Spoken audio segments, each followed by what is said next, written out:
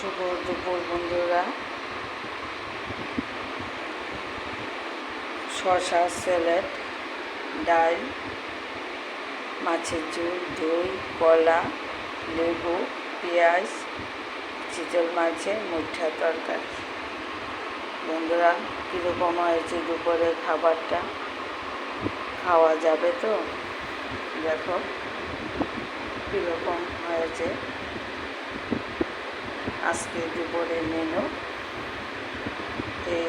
এইটুকু।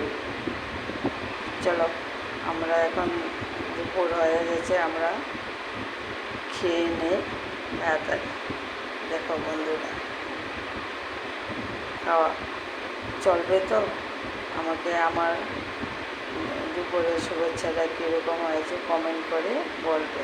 ভালো থাকো, সুস্থ থাকো, সবাই সবার পাশে থেকেও আমাকে মনিটেশনের মধ্যে নিয়ে যাবে।